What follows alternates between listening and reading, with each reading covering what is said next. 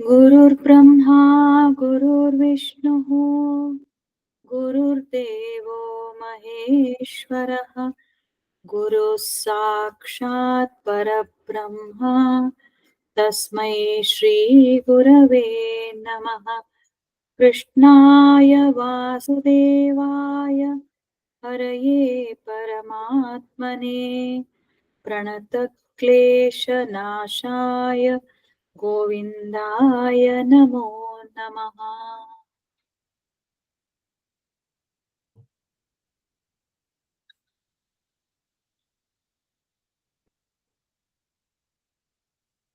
Okay, so we were in chapter 4, 5, and 13th shloka we have finished. This chapter is called Karma Sannyasa Yoga. Good evening, Uma. Nice to see you back. So, this chapter Due to talks some about. personal problem, Pratibha, I'm extremely No, no, sorry. absolutely. No, no, no, no. Absolutely Yeah, not. It's your convenience and duties yeah, first, responsibilities first, yes, isn't it? Pratibha. So Yeah, that has to be attended to. Absolutely no problem. thank you so So, much. Morning, yeah. ma'am. Good evening, ma'am. Good evening. Good evening. Just a minute.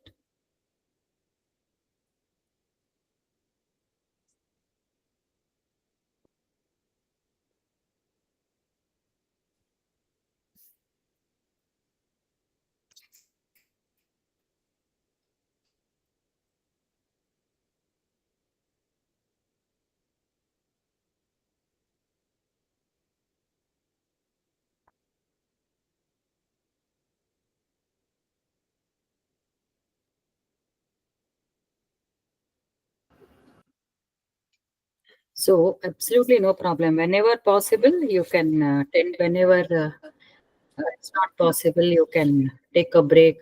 Up to you. And recordings are there anytime. You can listen to them, and you should be free, relaxed mind. Only then you will be able to attend. So, we have discussed in this chapter. This chapter is called Karma Sannyasa Yoga, and we have discussed how Arjuna asks question to Krishna, isn't it better? I mean, he says, which is better, sannyasa yoga or giving up the actions or karma yoga? You have been telling me again and again, but clarify once again, to which Krishna has explained.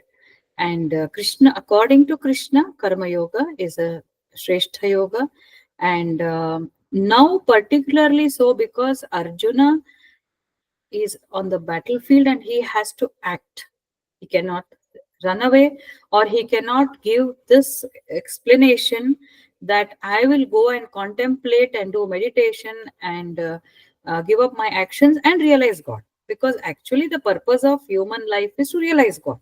And therefore, it doesn't matter whether I do sannyasa yoga or karma yoga. Probably, with every step Arjuna is trying, with every context, Arjuna is bringing back that question whether I can go back and do jnana, dhyana, everything, and get moksha. So, to which Krishna again emphasizes, he brings him back to that same point, saying that karma yoga is Shrestha yoga because majority of us will not be able to concentrate. Number one, we are needed to run this society.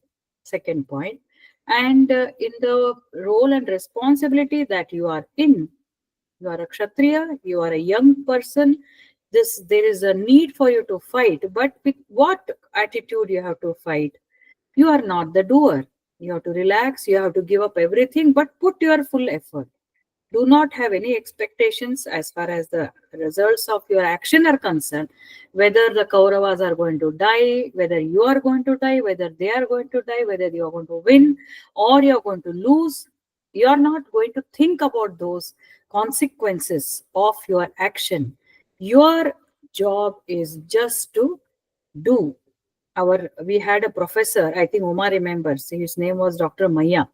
He always used to say one English phrases or some poem. He used to sing and say that. I don't know.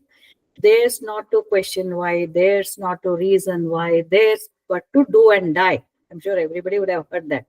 So that exactly it works. It's a very practical statement.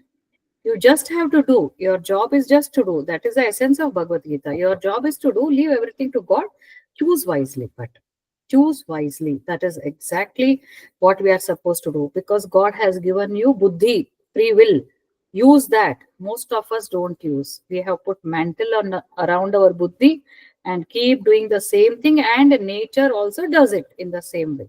Unless we are alert and use our buddhi, we cannot discriminate, and we keep doing, flowing as whatever our mind says, whatever the situations require. We just don't give a damn to what is right for us, for others, for my evolution. No, we are not aware of that. We are always, in the mode of enjoyment, in the mode of, I should say, casual attitude, not being aware, not introspecting, says Krishna. So, therefore, with every verse, Krishna is trying to bring us to a sense of awareness so that we choose our actions, and then we take the responsibility, or we become accountable for our own actions. That is the gist of today's discussions, actually. So, in the last 13th shloka, we stop there, and he says, Sarva karmani manasa sanyasyaste sukham vashi navadvare pure dehi naiva kurvan nakarayan.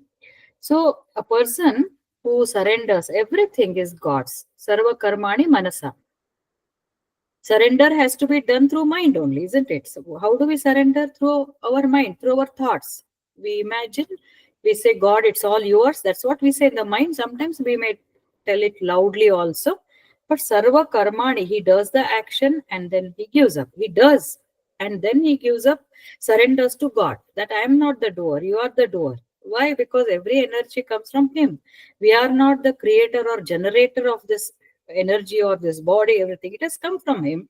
We have utilized these organs and we have done the work. So again, it is very much essential that we surrender. We submit, give our submission to him. So he who does that and who controls, he does not yield to unnecessary desires, control desires.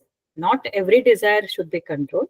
Whichever is good, whichever is not harmful, wherever he can enjoy and he can be happy, others are happy. So that kind of attitude is called vashi, control. Navadvare pure dehi, such a person, he lives in this body of nine gates. I told you, Navadvare means there are nine gates. He calls it as gates because these are gates of entrance of different desires. So, two eyes, two ears, two nostrils, one mouth, one anus, and one external urethra, where we use it for urinary excretion. So, anything, any kind of desires can come through any of these, because all these are giving us inputs to this mind.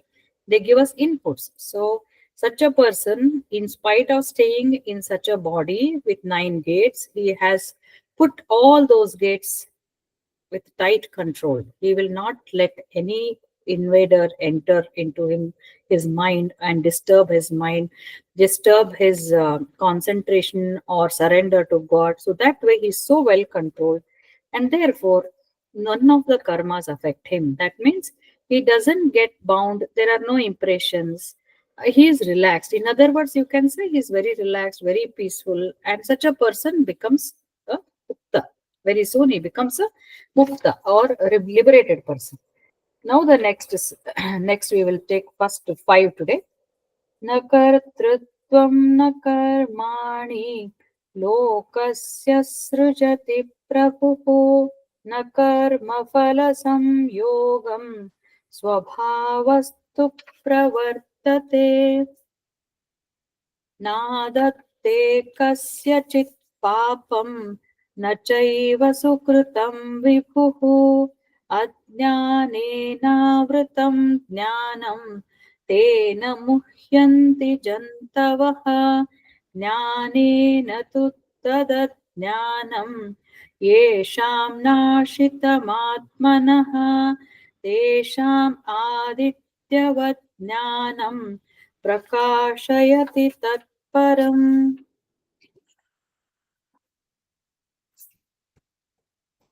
तद्बुद्धयः तदात्मानः तन्निष्ठा तत्परायणाः गच्छन्त्य पुनरावृत्तिम् ज्ञाननिर्धूतकल्मषाः विद्याविनयसम्पन्ने ब्राह्मणे कविहस्तिनि शुनि चैव श्वपाके च पंडिताः समदर्शिनः.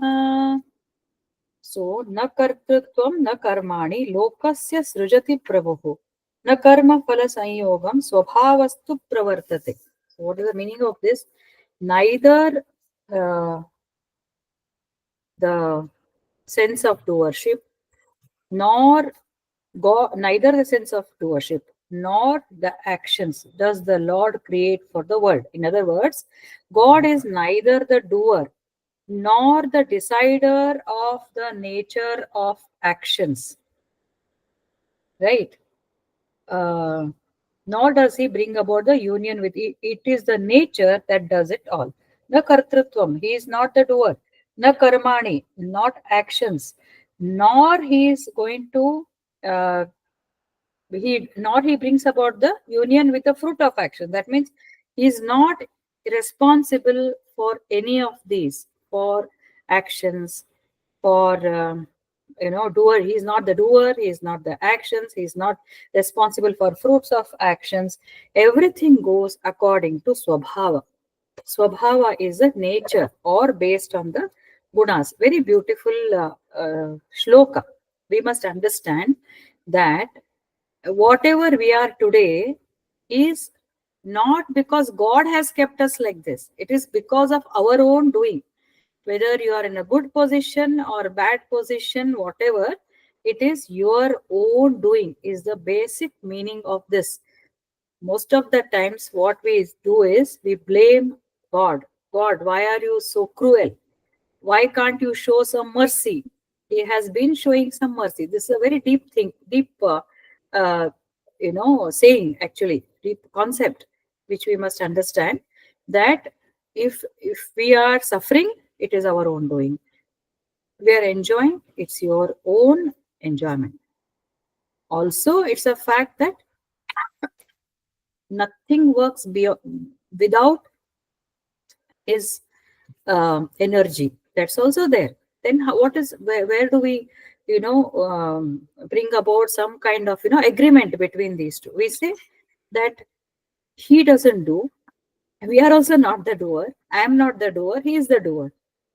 Then why am I facing this? If he is the doer, then he is responsible for my suffering. No, it's not like that. Actually, it's all according to our swabhava or our guna. We must understand very carefully that he is the creator. He lives in this body as a jivatma, and everything else, no, all the other thoughts, mind, buddhi, everything is prakriti. That is his maya. You call it as maya or his nature. So these are two concepts. He lives as a pure witness, and there is prakriti, and in that part of the prakriti is our free will. So if we are suffering, we have done it is as a result of our own karma. How did that karma happen? Because we thought of doing something bad, which must have caused some distress to somebody else. It could be other person, other living being, anybody for that matter. So as a result of that, the law of karma is already set, like constitution. It's already there. So when we did that bad thing, no, what happened? We thought of doing that bad thing. As soon as we think of doing something bad or good, in either ways, the energy within, no, he supports whether you want to go this way or that way. Whatever choice you do, it is yours. He has given that free will. I will support you. You want to go and murder, the minute the desire comes to you, he will support. I want to go and bow down before elders, I want to do some chanting, yes, my energy is there. There is no differentiation for that. But then, whether you do meditation or you help people or you serve the needy or you serve the bedridden elderly people, based on that will be the result. If you do that, you will get good. If you do this, you will get opposite of that. Means bad karma will give you bad results. Good karma will give you good result. What was the difference? It was your choice. but the same energy is given for this as well as that. So now who is the doer now in this sense? It is our choice. Okay, it's our choice.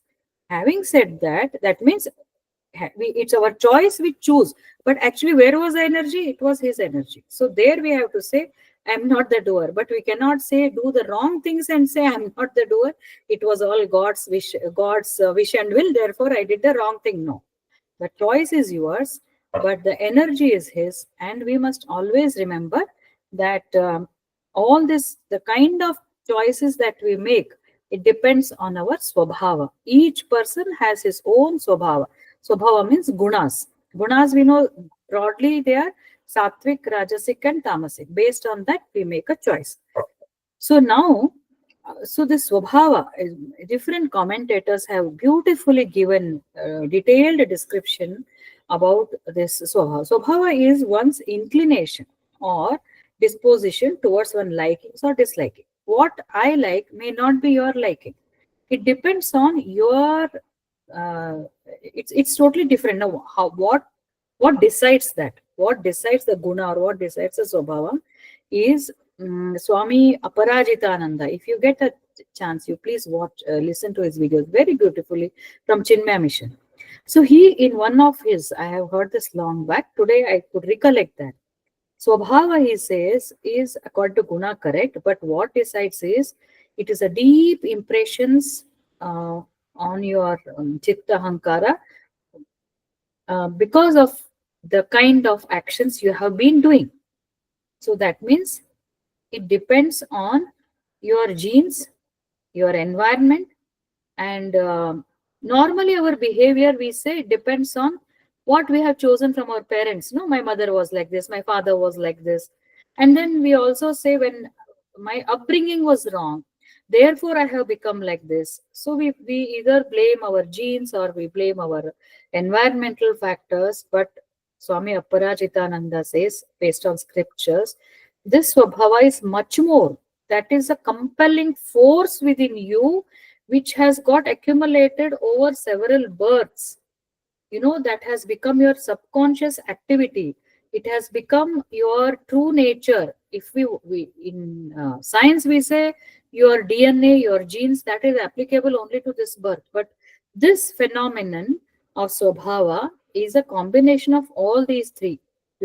Whatever you have accumulated over the past janmas, your tendencies, that is your Swabhava. Tendencies which you have accumulated, plus there is genetic, plus there is environmental factors. So everything all put together makes your Swabhava. So according to that, you are doing good and bad. And therefore, you should hold yourself accountable for your actions. If you see, different people are living in different states of prosperity. Some people are so poor, they are begging, and they don't have 2 square meals per day. Whereas there are people who are so filthy rich that they celebrate the functions, marriages, anniversaries, go for world tours, extraordinarily rich. What makes this difference then? It is because they have done good karma in the past. They have desired for wealth. Just desiring for wealth doesn't give. He or she must have done extraordinary work, and therefore is enjoying. When he has done, may not be this birth. This is how the theory of rebirth is validated actually. This is how it proves why one person is suffering, another person is rejoicing. In spite of being so good, some people never see the light of the day. They are very poor and they have one or the other trouble happening. But still, they are good. They are very good. If you see them, such a nice person. Why he has to suffer? So this is a prarabdha karma, right? It is a prarabdha karma which he has done. Now he has improved. He has learned. Maybe in the end of his previous birth, he would have thought that next birth I should modify myself and I should improvise myself. Therefore, he's showing all good qualities. But the reason for his suffering is definitely his own doing. This goes to say that we are responsible for our condition, good or bad, whatever you take it, whatever you take. And therefore, but that doesn't mean we can just give up. It also means that God has given us with this understanding. We have God within us. We have the free will. We have this understanding. So from now, what can we do? We can always think of good things. We can speak good things. We can do good things. And then so that our future karma is taken care. And also it means, so this swabhava becomes definitely, it's an effect of our karma only. So it also means that whatever our swabhava has to be towards an improvement. And because we know that only when, I mean, when you become aware like this, then you start uh, taking a conscious choice. Until then, no, if you are not, if we are ignorant, it will just go like a wave. It just goes wherever. It will start going as per the tendencies. It will become automatic. Once we become aware, no, I need to change. I need to go higher. When too much of suffering is there, I just will understand. I will start thinking. And recently, Mataji also told last time, she missed out on one point which she had shared with me. One of the gurus in Ramakrishna Mission in Varanasi. Every event, there is a message. Every event in our life gives us a message. If we are little aware, if we are little conscious, then we can understand that what I am, probably something I have done, which I don't remember because that's how the nature is. With every birth, Krishna says, Vasamsi jirani yatha vihaya, navani grihnati naroparani. What he says is, when you go to the next birth, it is just like changing your dress. But he's so clever that when we change our dress, our memory is there, we are aware. When you take next birth, you don't remember anything of your past life. But with this knowledge, we can understand that something I have done. If during our suffering, if we come to this maturity, then that is the beginning of our understanding. If we understand, maybe I should have, why this person is troubling me so much?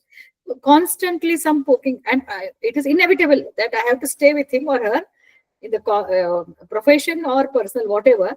But then what is the reason? I mean, what I must, then you will start thinking, maybe something I could have done. If you read more scriptures, you will come to know that this is a karma phala. It is a karma phala, whatever. Then from that point of time, if we start thinking, okay, maybe it is my karma, it's fine. But it doesn't say you should stop acting. Oh, it's my karma. What can I do? Let me accept it. No, be active in a positive sense. All right, whatever has happened has happened. Now I will try to rectify myself, or maybe this is a message that I evolve myself.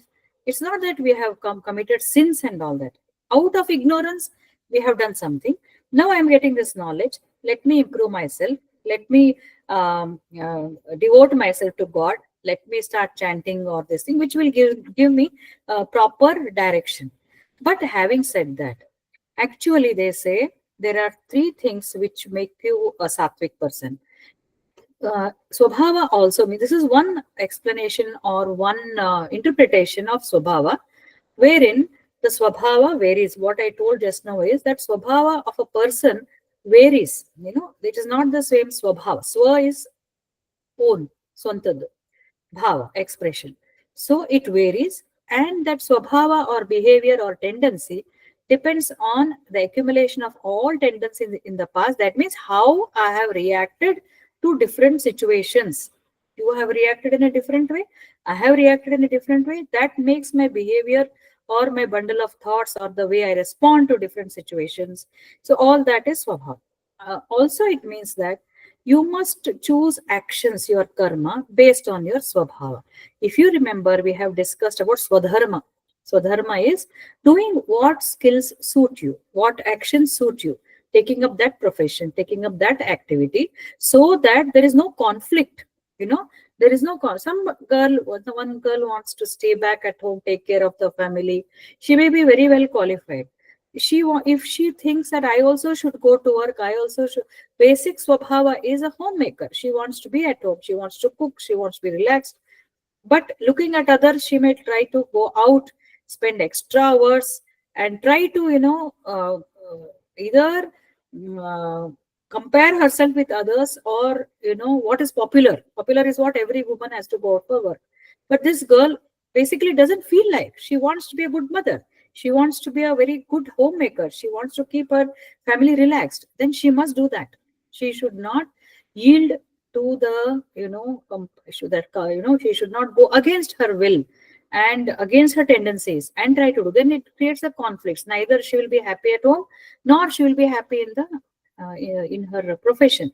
So this is taken from Vivekavani. There is another blog given by Vivekananda, one institution. So choose that action which suits your temperament. Then there is no conflict. Everybody need not become engineer, doctor. This theory is coming only now. Previous generation, either engineering or medicine. No other professions, because parents want so, and everybody, whether the child is interested, not interested, aptitude, no, nothing like that. So those who to those kind of selections or choices, you will create conflicts. And you have to do swadharma, swabhava, swadharma. We told swadharma is as per your roles and responsibilities. Sometimes no. And then third thing is we must do actions as per swabhava, as per swadharma. Swadharma means I told you whatever roles we are doing, and of course according to skills. But roles and responsibility, whatever you are doing, if you are a wife, daughter, mother, teacher, doctor, whatever is expected, you have to do. Third thing is action should be based on the humanistic values. That means non-violence, truth, love. These are all, helping others. These are all humanistic values. So they say that sometimes our temperament says I should do this, which may be against my swadharma. Doing that, if I yield to that, I may not be able to perform my roles and response. For example, there is a man alone, he is the breadwinner of the family. Wife is not earning in Indian system, I'm talking about. But he doesn't want to go out and work. He wants to relax, or he wants to do painting, or he wants to do something of his passion. But what happens is he has to bring money to the family because he is supposed to take care of his wife, children, parents, everything.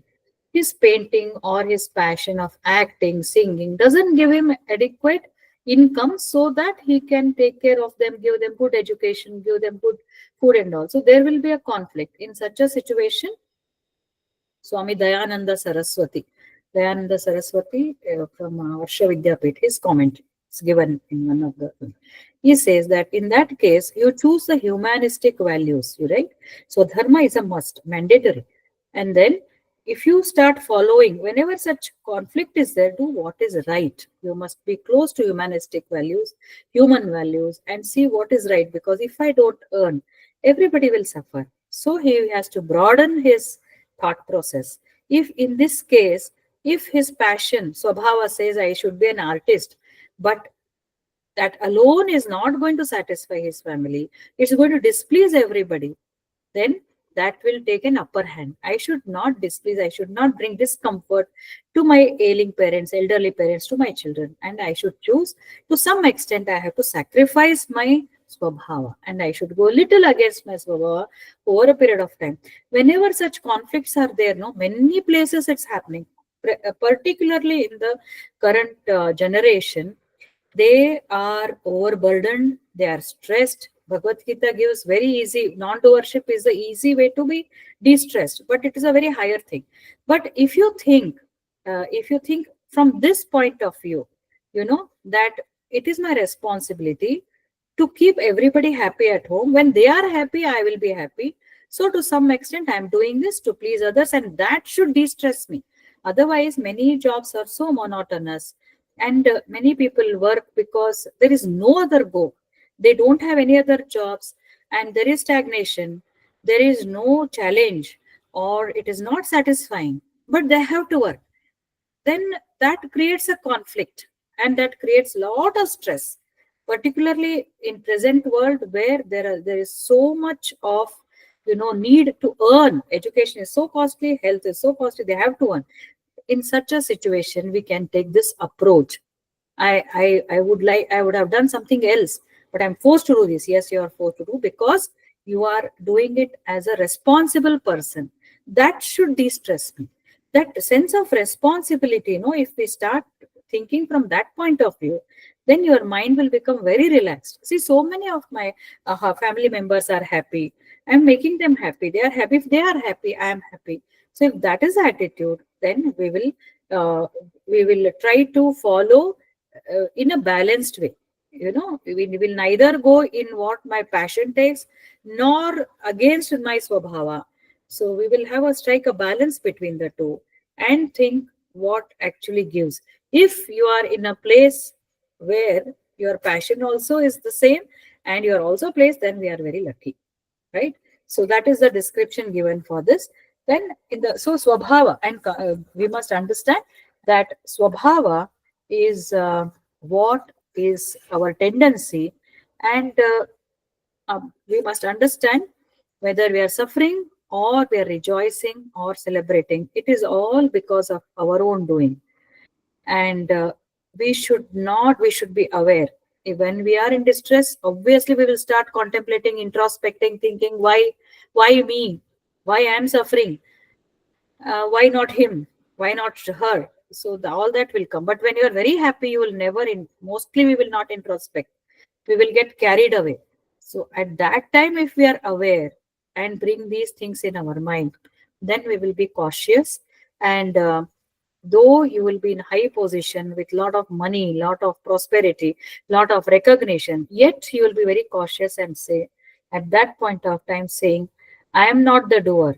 I might have chosen, my karma might have been good, but who did all this? It is him. I am not the doer. It was him who did. So the swabhava or tendency decides what you are, and we must take the ownership. And again, Swami Vivekananda's statement therefore becomes very clear: man is the maker of his own destiny because we asked for it. Also, we get what we deserved. ನಾನೇನಂತ ಕೆಟ್ಟ very common statement. ನಾನು ಯಾರಿಗೂ I have not troubled anybody. As far as I remember, I have not thought bad of anybody.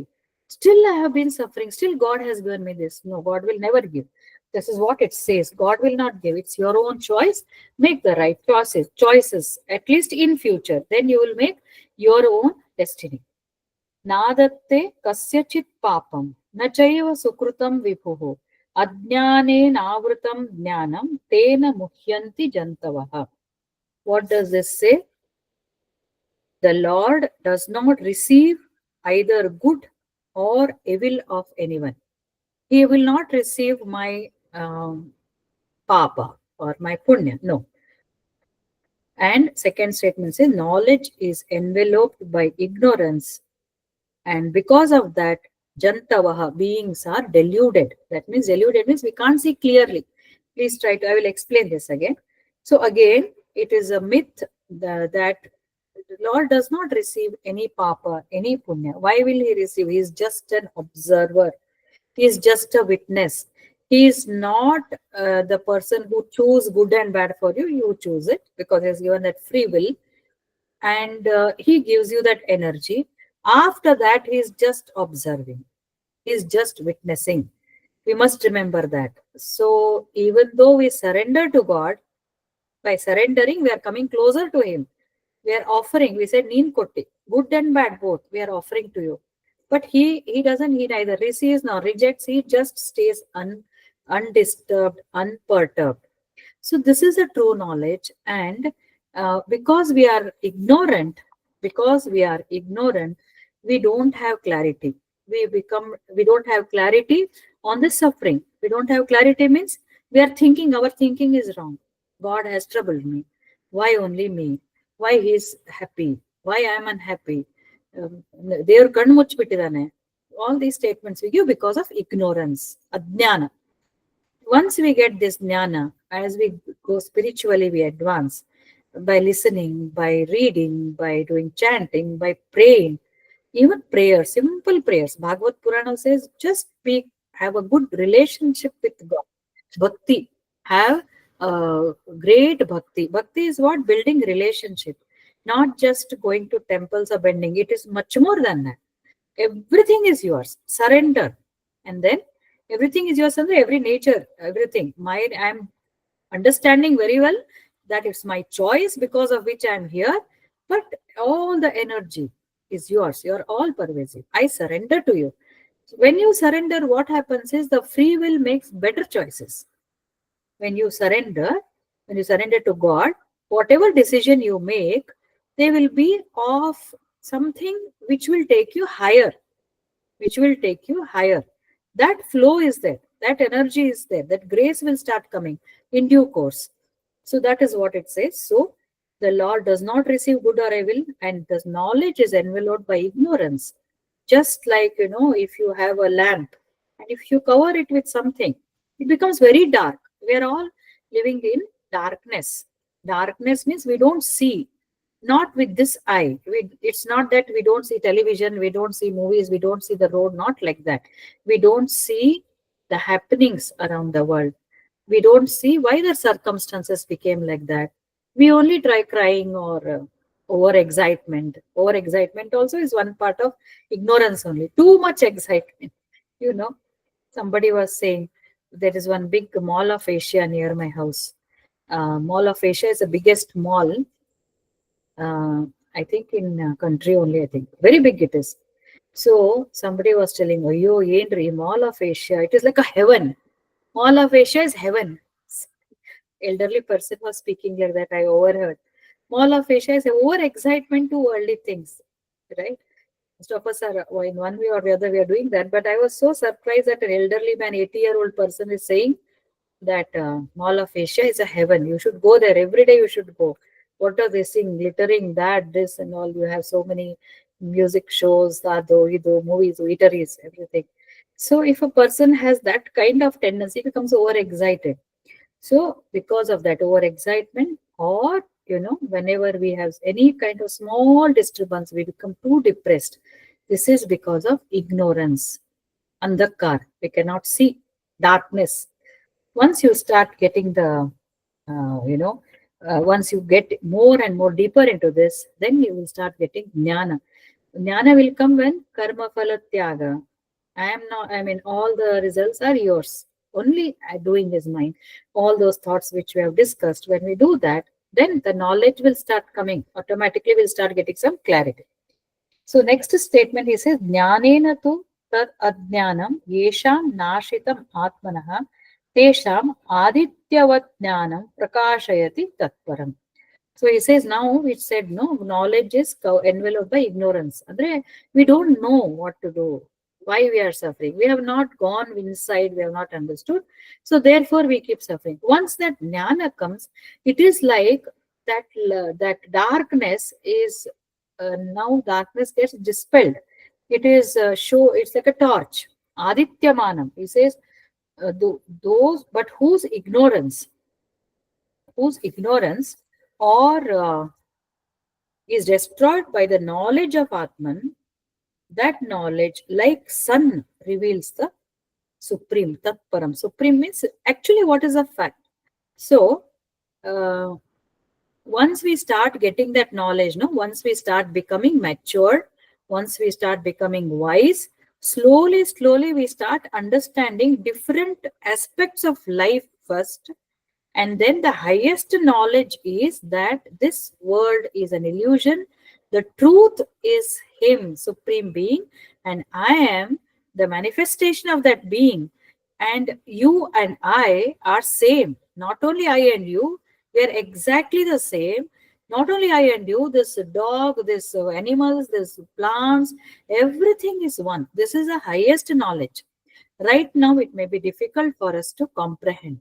But one thing I must tell is, as you grow towards that direction, no, everything becomes clear. Why some person does not behave with me like this? When you become matured, you will start understanding why, what may be the reason, what is his swabhava, why is he like that? Then you will say, oh, you will start pitying such people. You will not get affected. You will start pitying. When you understand that aspect, and when you will pity, then you will accept that person's behavior. You will start accepting him. See, beautifully, the interpersonal relationships will start improving. That will give you so much of psychological well being and physical well being that you will be attracted to learn more. And then we start learning more of Bhagavad Gita, more of listening to this, more of chanting, more of attraction to something which is beyond this regular routine samsara. So this is a jnana, this is the benefit of spiritual path. But that is not all. The real knowledge, as I told you, is when we ultimately reach that state when we say, Che, why did I ever spend all my life in giving importance to trivial things? This is all like a movie. This is not a fact. This is an illusion. The truth is ever bliss. Nothing will affect that Sachidananda, which is my real identity. That is the highest knowledge, because that knowledge will be experienced. Unlike the bookish knowledge, no, here what we do, we learn. We don't implement, we don't experience it. But this knowledge, this Atma Jnana is experiencing them. Experiencing so much of happiness, that happiness, they say, it's infinite compared to what happiness we get in the routine. In the normal samsara, if you get an X amount of happiness, that bliss is infinite happiness to the power of infinity. That much is, that's what they say. I have not experienced, so I don't know. But the enlightened soul. But I am experiencing the maturity, the why of all the events I am understanding because of spiritual practice, and that is helping me to get a great deal of psychological well-being, and that opens up avenues for so much of creativity, so much of new things. I mean, most of the times we feel in a state of peace or calm or good understanding with each other. So these are the, as I said, benefits or side effects of the spiritual path. So that jnana will become, oh, Indita, it was like this. Oh my God. Why did I think like that? So jnana has come. Step by step. Jnana for regular application. These are purely my thoughts. Jnana is highest jnana is realization, Atma Sakshatkara, God realization, experiencing that I am the Satchidananda Swarupa and everything else is Prakriti. But on that path, small wisdom, I mean, pearls of wisdom start coming in between. And that is understanding the functioning of nature, I can say, understanding the law of karma, understanding functioning of nature, ability to handle people, ability to handle the situations. This is also great jnana, I should say. Very good jnana, because it will help you to live in harmony with your people around, with the society. Then he says, Tad buddhayaha, tadatmanaha, tannishtaha, tat parayanaha. This is 17. Yeah.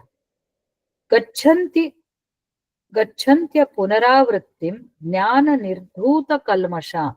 So he says those whose intellect is directed towards God, whose heart is solely absorbed in God, tad buddhayaha, that means intellect, tadatmanaha, whose heart is solely absorbed in God, tannishtaha, whose intellect has firm faith in God, extremely important. And then tat parayanaha, who strives for God as supreme goal. Four characteristics is given. Supreme goal and supreme refuge. They go to place of no return. That means there is no birth and death. There is no suffering. There is no birth and death. There is no suffering for these people. Who are these people?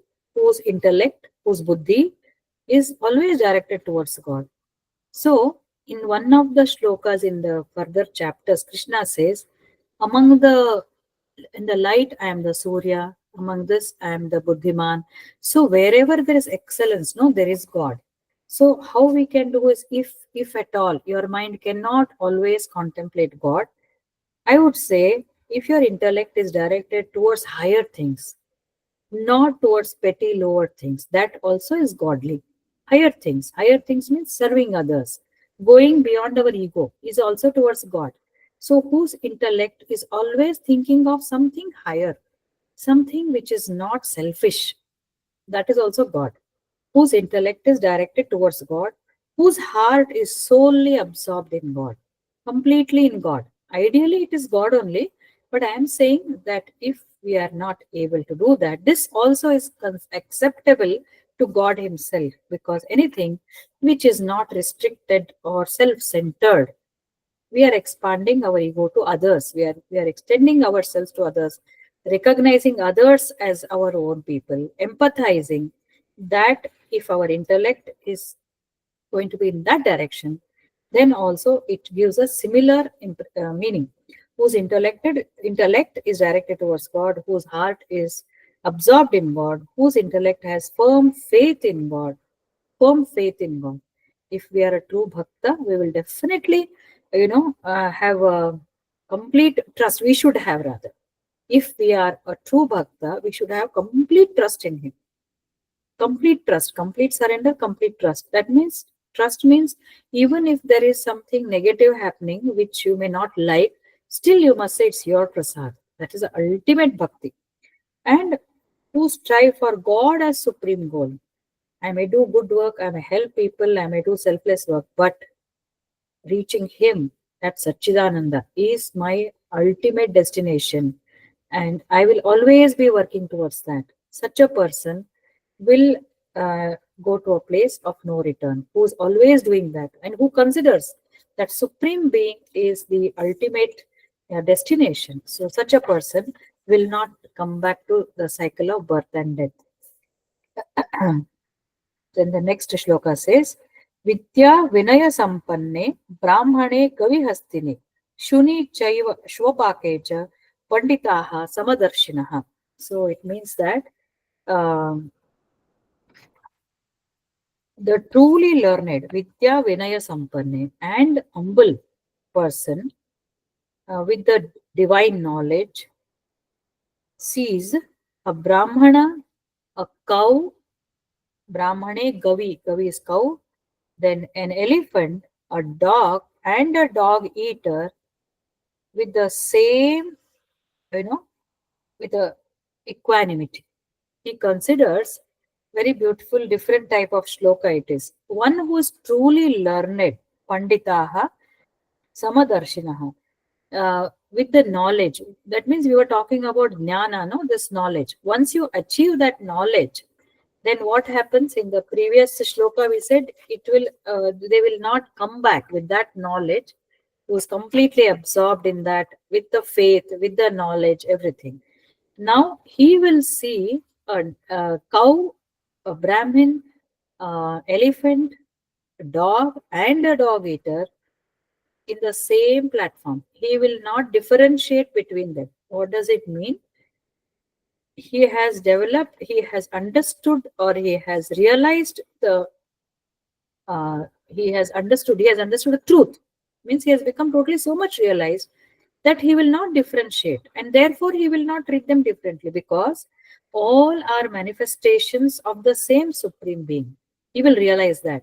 Therefore he will not differentiate. Brahmana may be very knowledgeable. A Brahmana, true Brahmana, is a knowledgeable person, a clean person. He is born, it's considered upper caste in terms of knowledge, shuchitva, everything, knowledge, but still he will not differentiate, because maybe he has, but what is there in him, that same jivatma is there in a dog.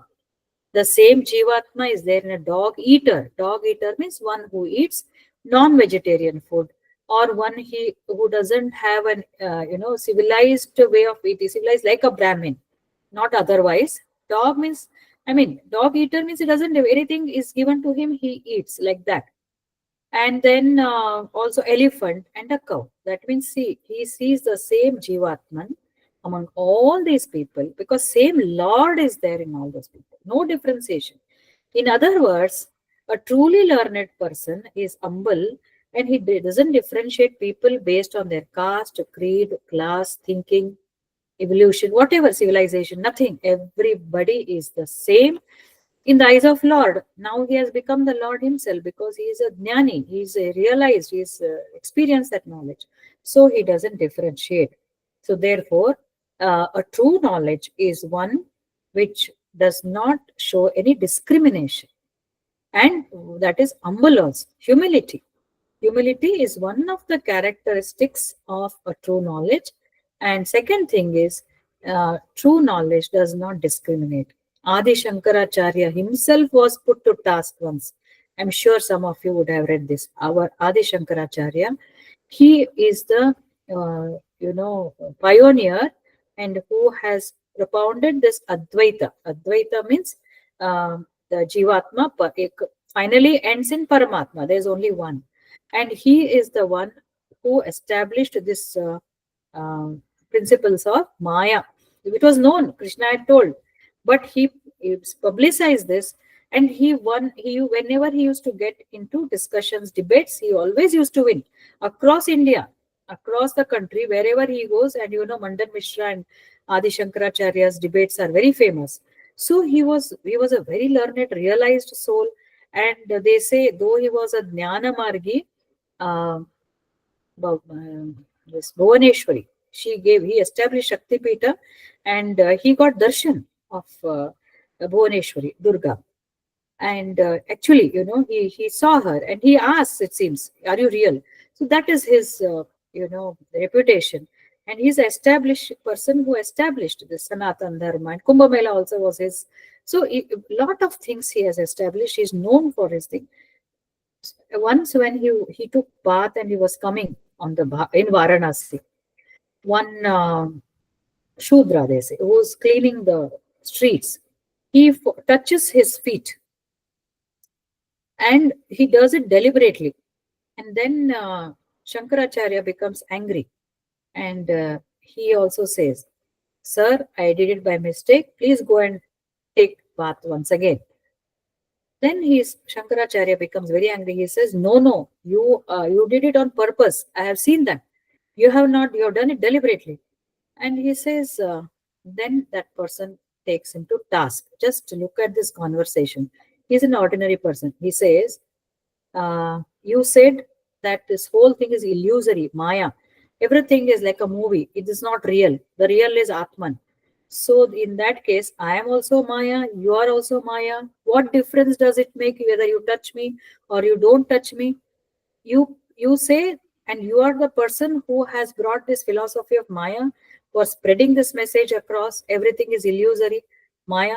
And now you tell me, sir, whether only I am Maya, you are Maya. What is this concept? If you touch me, we are in the state of illusion. We are already in this Maya. So it should not matter to you whether I am a Shudra, you are a Brahmana. It should not. What do you say, sir? He will ask.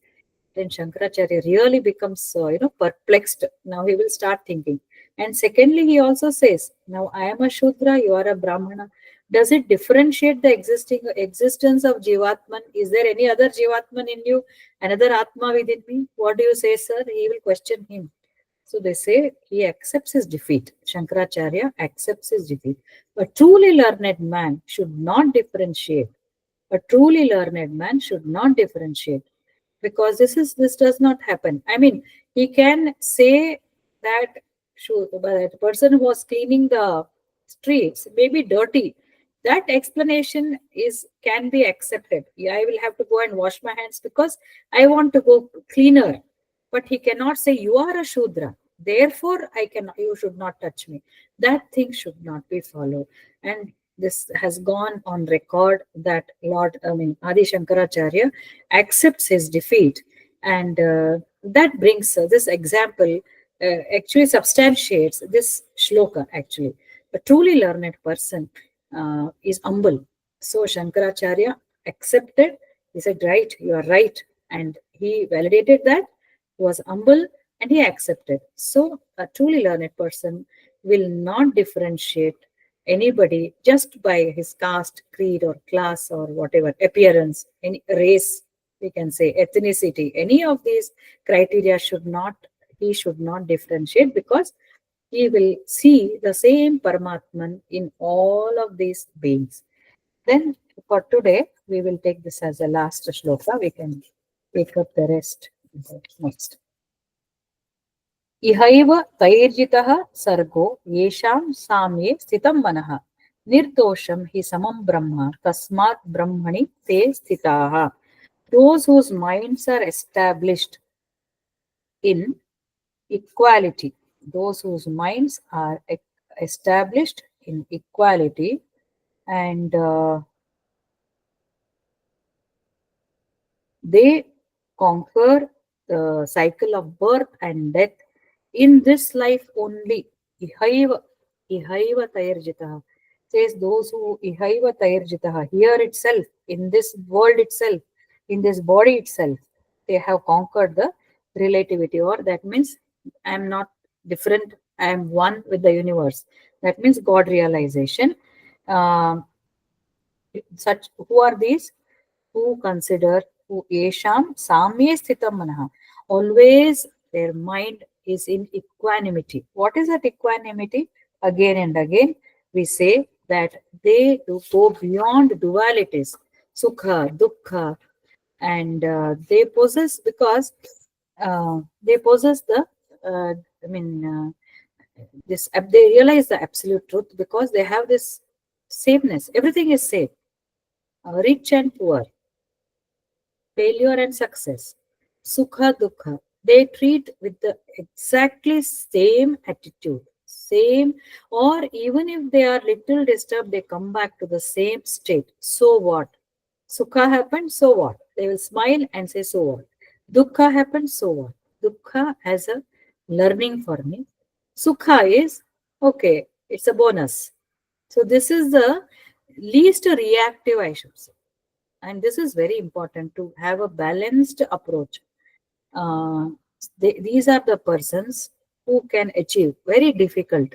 I'm telling this as a Bhagavad Gita shloka, but to practice, I mean, to bring it in action is difficult, but we can practice. If we can remember again and again, then it is definitely, at least small change will happen.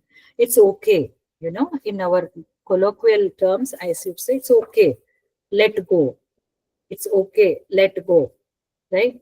So, today I had one patient who has developed a very advanced stage of malignancy, and uh, uh, malignancies and cancers are increasing rampantly in the world, whole world.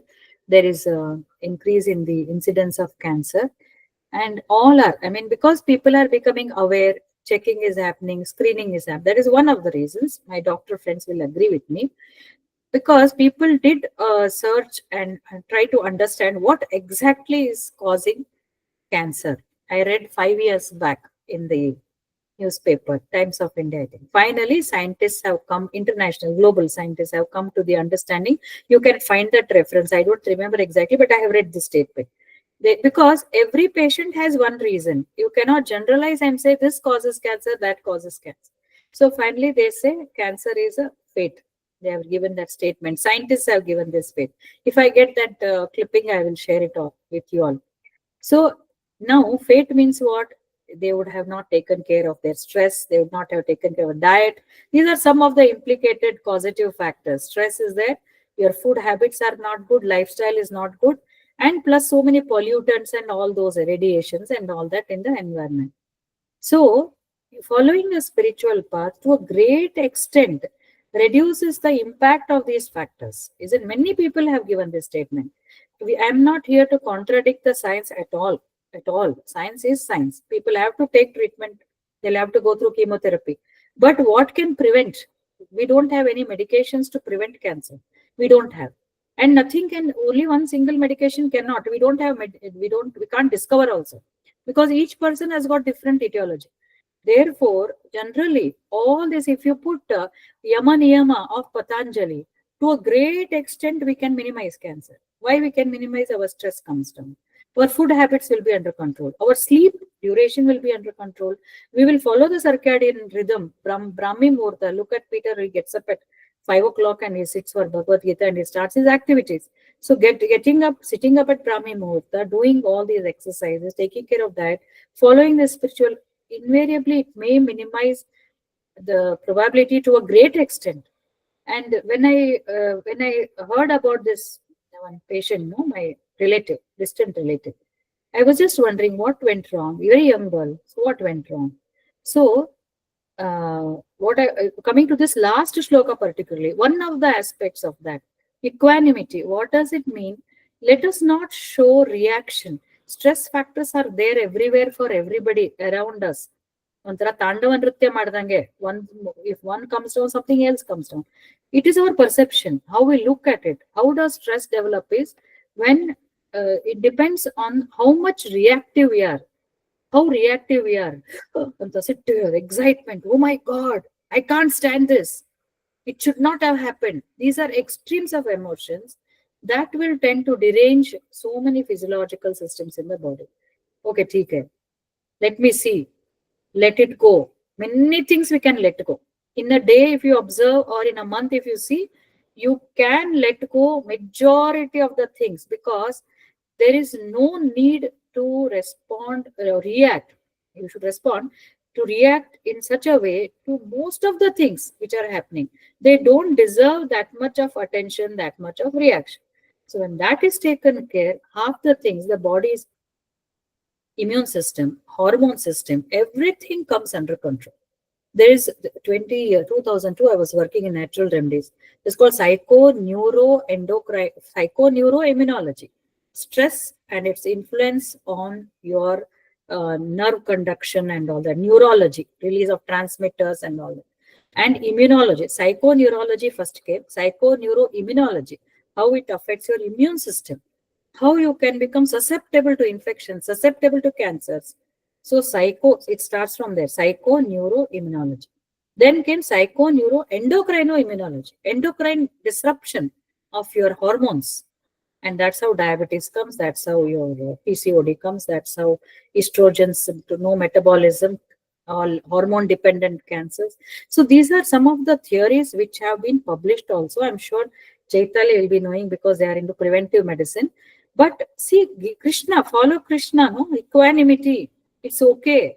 If you take action, not that we should be inactive. No, you should take action with a balanced mind.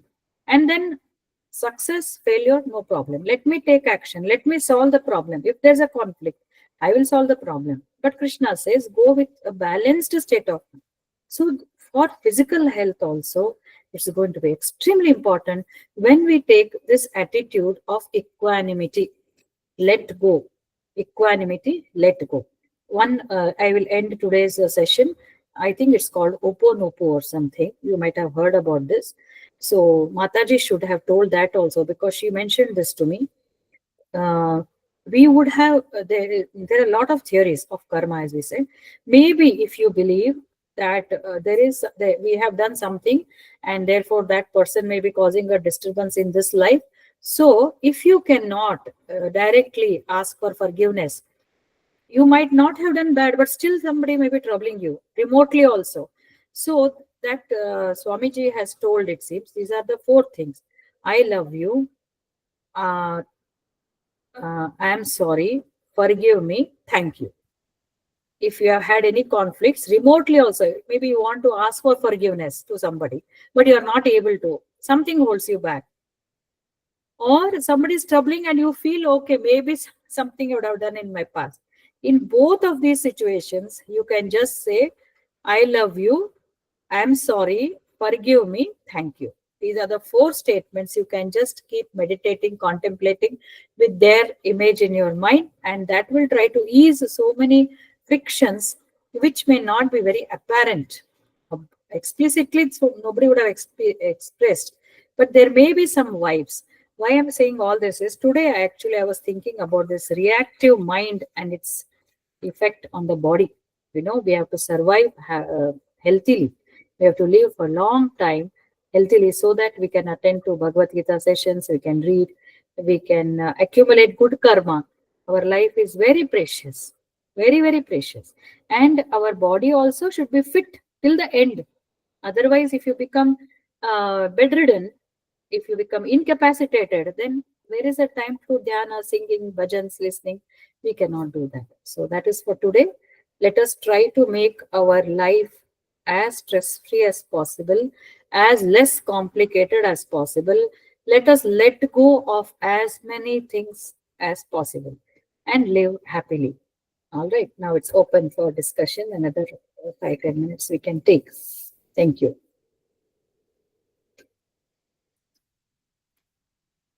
Anybody?